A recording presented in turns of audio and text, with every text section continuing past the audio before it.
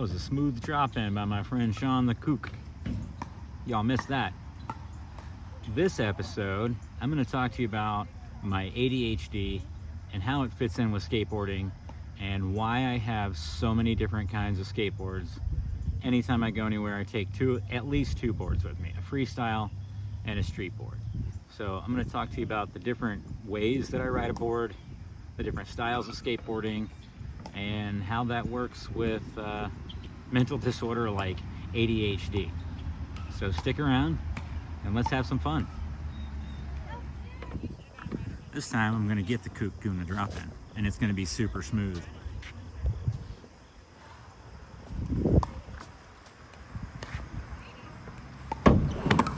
Look at that. Yes, yes. Ah! I touched the coping again. I got that. My head. I know. You got to not lean forward on that. Try to get some.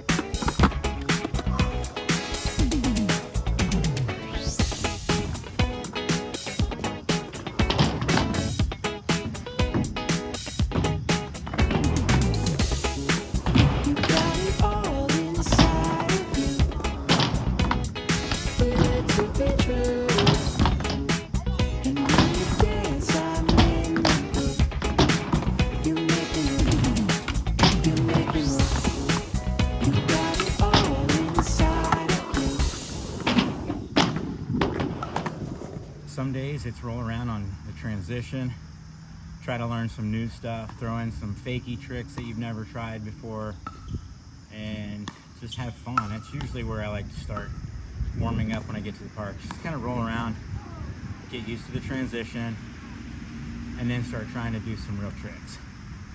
So, area one that I like to skate, transition.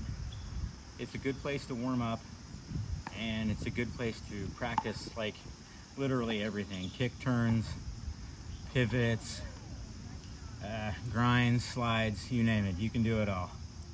So, area one, have fun with transition.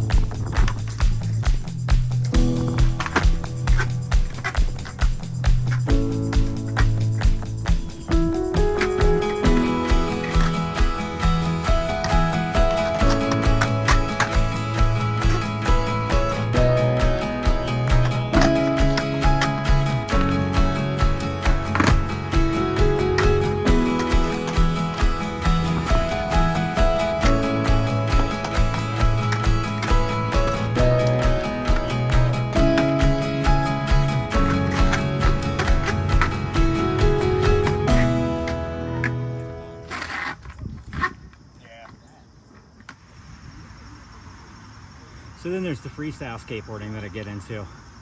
That's aspect number two.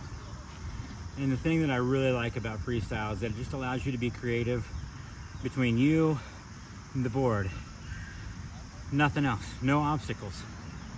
So it really helps teaching you foot control, board feel under your feet, things like that, because it's a lot of footwork.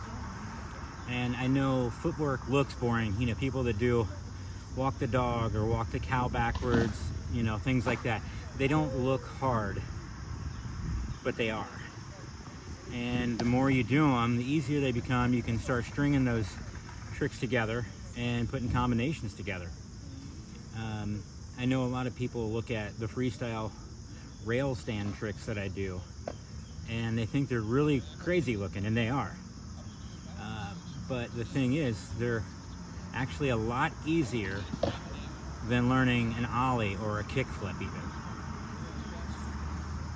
You don't have to pop the tail or nose. And you know, most times these boards are made to do these tricks. So it's about getting your feet in the right place, and the board will do those flips and spins that you see from the rail or on primo. And once you figure out how to get it from one way primo to another way primo, it looks even cooler. And add those rail flips in there. It's just a whole lot of fun.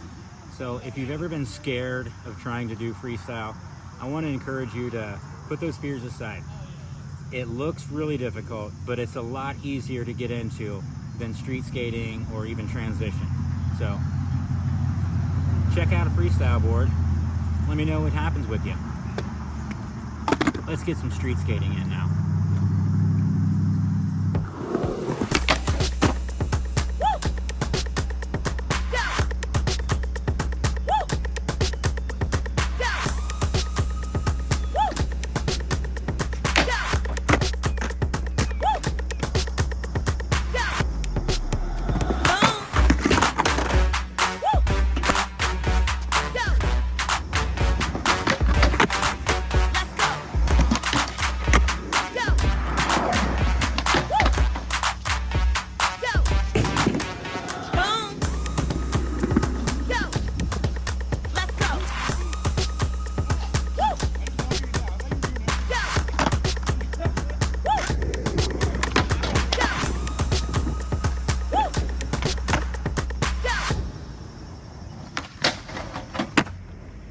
I link skateboarding with my ADHD in a way that kind of makes sense for both of them at the same time for me.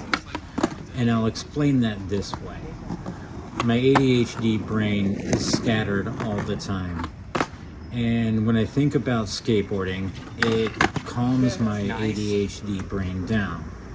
However, because I have ADHD to a level that seems to be somewhat off the charts, I literally can't focus on skateboarding, like one aspect of it. So I can't just focus on flat ground tricks or just transition or just downhill stuff or just freestyle.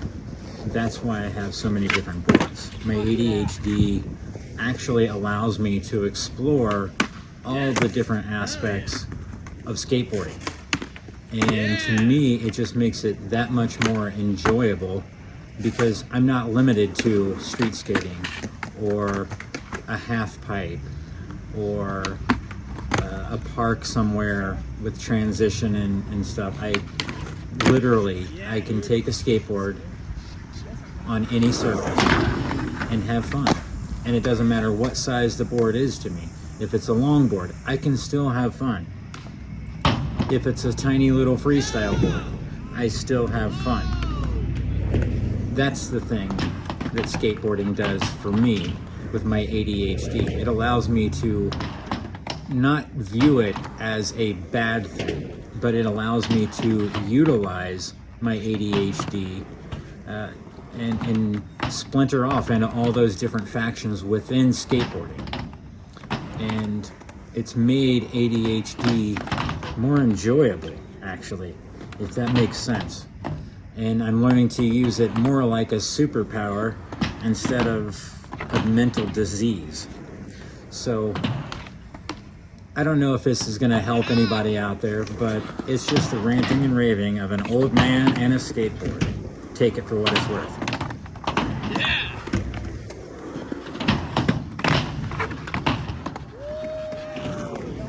I'm done. You'll be there.